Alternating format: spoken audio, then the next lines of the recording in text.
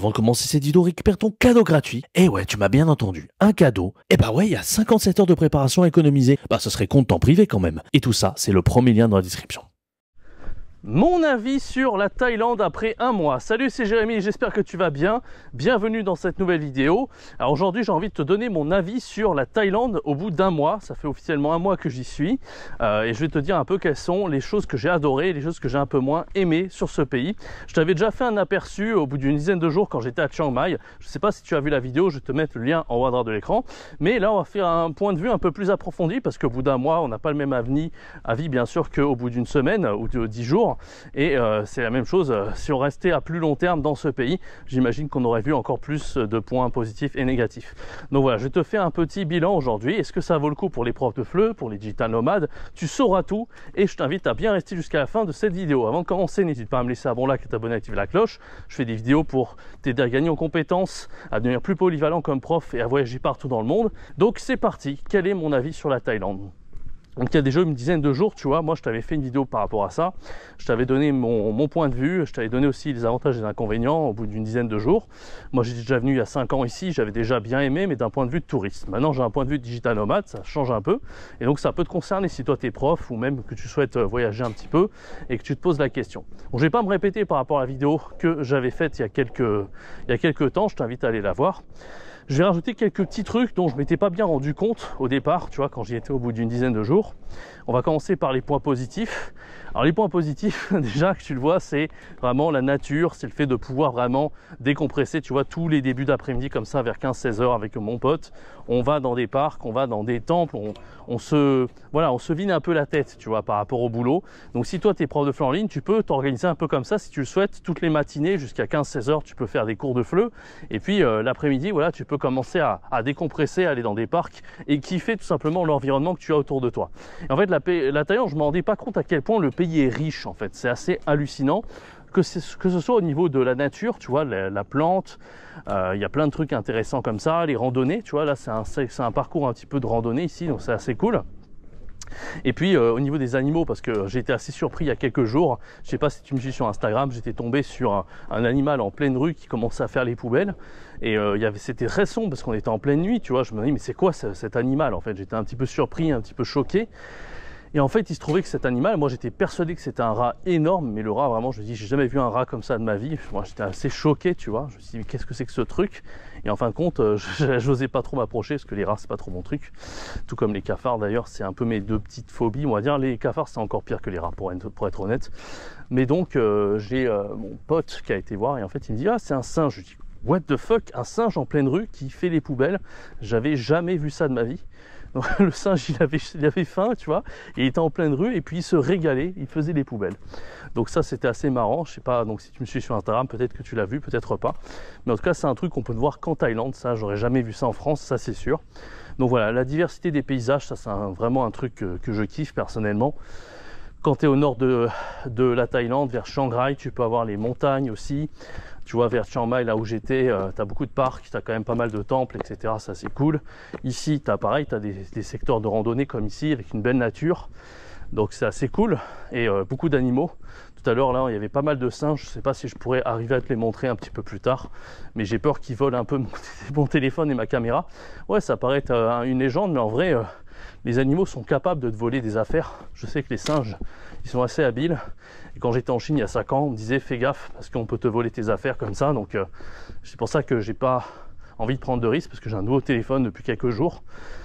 Et la GoPro, il n'y a pas de risque vraiment parce qu'elle est attachée autour de mon cou et c'est assez solide. Mais bon, on sait jamais.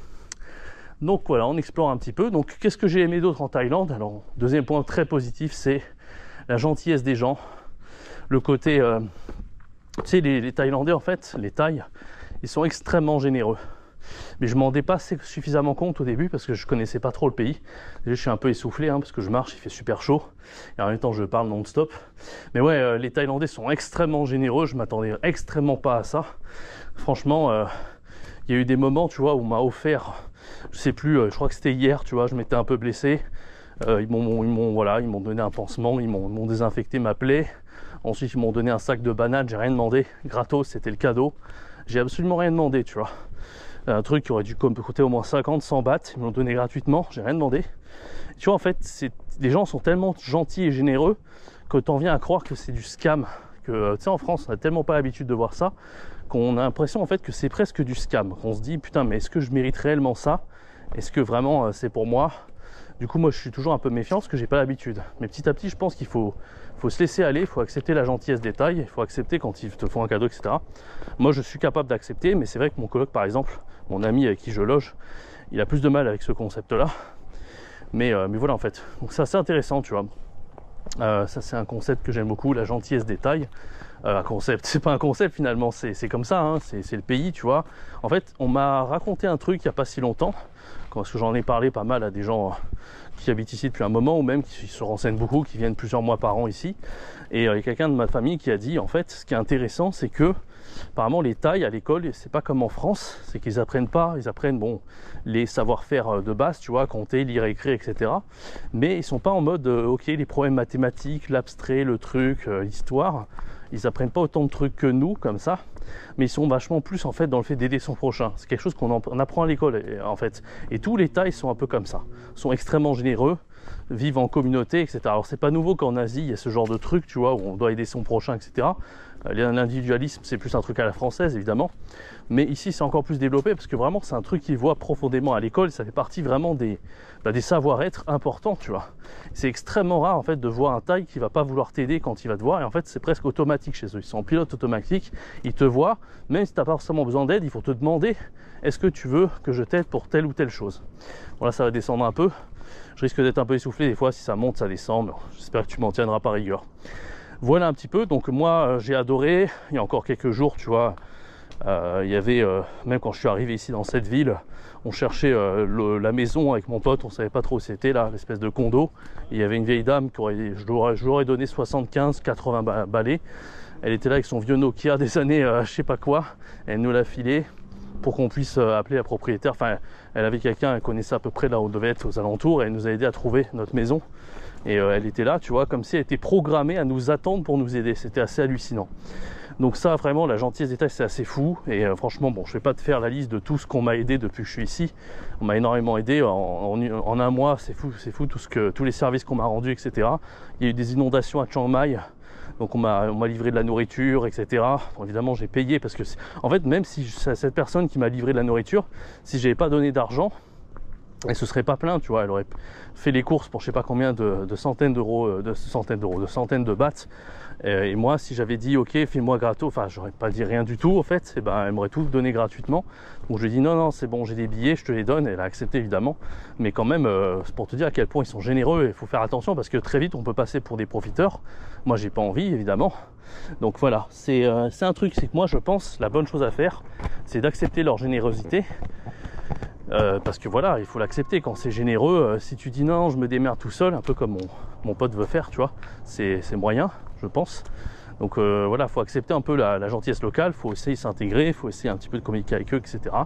Mais en même temps, il ne faut pas être dupe, c'est-à-dire que quand quelqu'un essaie d'être trop gentil, il faut aussi accepter des contreparties, tu vois, de rendre des services à ton tour, ou quand ils veulent te donner gratuitement, de temps en temps, il faut payer toi, mais il faut se battre un peu pour ça, tu vois, évidemment. Donc voilà, ça j'ai adoré. Alors quels sont les... Alors, ça c'est les points que j'ai rajoutés par rapport à une dizaine de jours.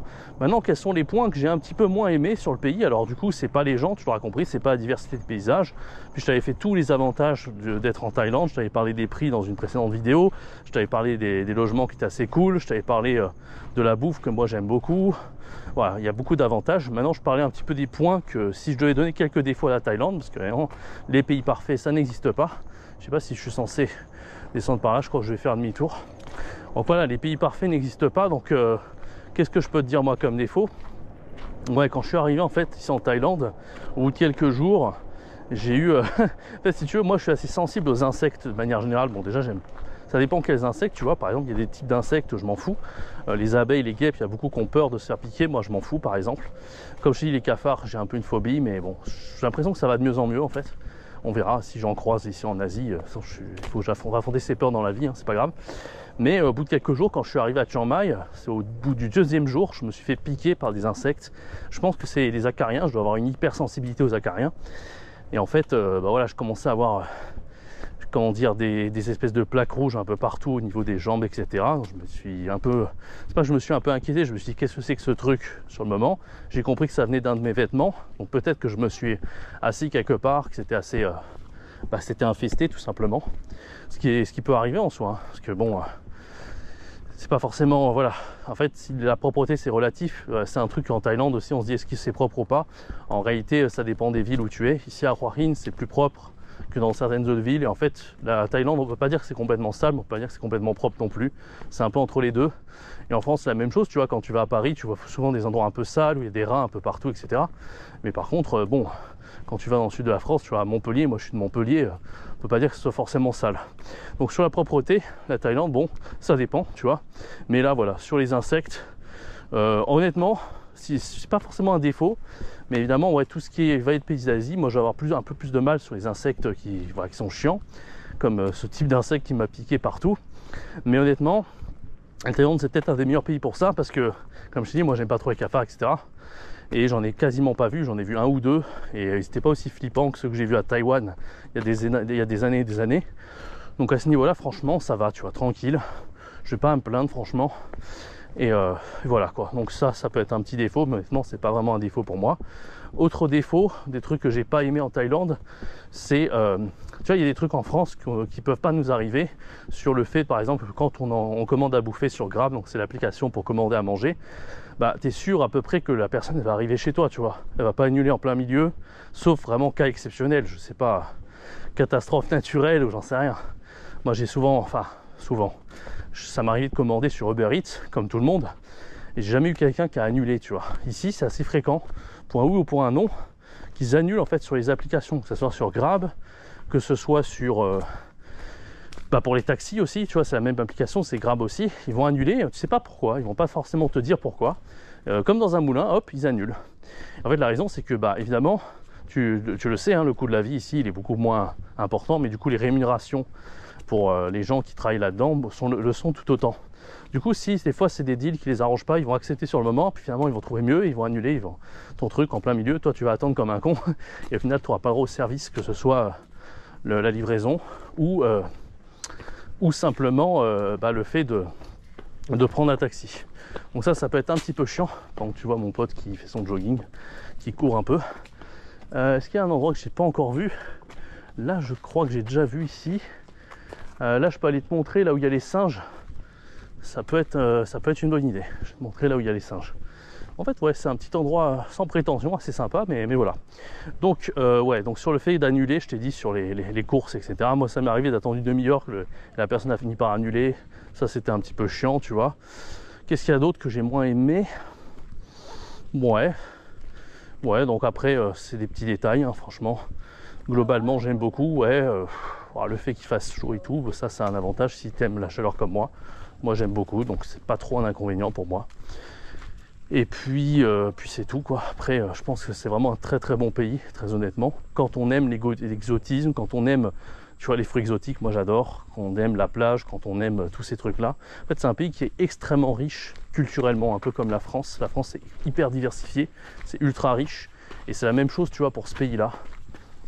C'est dans la même vibe, c'est-à-dire que vraiment pour explorer toute la Thaïlande, pour voir toutes les subtilités de cette culture et du pays, ça prend vraiment des années à mon avis. T'as pas fini en fait d'explorer, c'est un pays qui est ultra riche. Il y a des pays comme ça qui sont très riches, tu vois, la Chine ça en fait partie, le Japon, la France. Il y a des pays qui sont un peu moins riches, tu évites le tour, tu vois, que je connais pas toujours, mais je sais pas moi, la Bulgarie, je sais pas si c'est hyper réputé, tu vois. Mais voilà, moi j'aime les pays qui sont riches en termes de culture. Il y a des pays qui sont très riches, mais pas qui m'intéressent pas à titre personnel. Je suis sûr que l'Afrique c'est ultra riche, tu vois, mais ça m'attire pas plus que ça. Donc voilà, je pense que ça dépend des goûts et des couleurs. Si toi t'aimes un peu tout ça, tout ce côté un peu asiatique, exotique, etc. La Thaïlande c'est vraiment un pays vraiment parfait. Et encore une fois, c'est différent d'y être en tant que digital nomade ou prof de FLE en ligne. Et d'y être en tant que touriste. Tu n'auras pas du tout la même expérience en fait. Parce que touriste, bon bah voilà, tu vas à la plage, tu glandes, tu visites des trucs. Moi j'aime pas trop avoir le point de vue du tourisme, ça fait longtemps, moi je me considère pas comme un touriste, tu vois, où j'aime bien aussi interagir avec les locaux, etc. Et digital nomade c'est un peu entre les deux, parce que moi je me suis beaucoup expatrié, donc j'ai plutôt eu la version hardcore dès le début. Maintenant je suis un peu plus entre le touriste, on va dire, et l'expatrié. sans être trop un touriste, hein, parce que ça ne m'intéresse pas de payer des prix exorbitants ou d'habiter dans un quartier touristique, etc. Mais honnêtement, moi je pense que c'est un bon milieu, un juste milieu, c'est un compromis qui m'intéresse plutôt. Ok, donc on va se finir cette vidéo avec les singes, tu vois, je vais les rejoindre, là ils sont juste ici, et ils sont mignons comme tout. En fait, je pensais pas qu'il y aurait autant de singes ici. Tiens, il y en a un là devant moi, là, je sais pas, j'espère que tu l'apprécies. Le petit singe là, est-ce que tu le vois? Vachement beau. Il y en a d'autres, tiens, je vais te les montrer, et puis on va se quitter là-dessus. J'espère que cette vidéo elle t'aura plu. Elle n'est pas ultra exhaustive, mais je t'ai fait vraiment à l'arrache, hein, avec les trucs que j'ai en tête. Quand je te fais ce genre de vidéo, c'est vraiment des vidéos un peu podcast, tu vois, dans la nature. J'ai pas forcément mes notes avec moi, je regarde pas forcément mon téléphone, c'est un peu comme ça vient, les choses qui sont dans ma tête, tu vois. Alors je pourrais faire des vidéos un peu plus structurées, mais c'est pas forcément le but de ce genre de vidéo. Donc voilà. Écoute, on vient de voir un singe. Tu vois là, il y a aussi des chiens, des coqs. On est un peu au milieu des animaux. Et voilà quoi. Essayer de voir quelques autres singes là, leur dire un petit coucou. Et puis moi je te retrouve très bientôt pour une prochaine vidéo. Oh, ils veulent s'embrasser là. Ah, c'est rigolo. Voilà. Bah, écoute, je vais te laisser sur ce petit moment d'amour là entre les deux singes.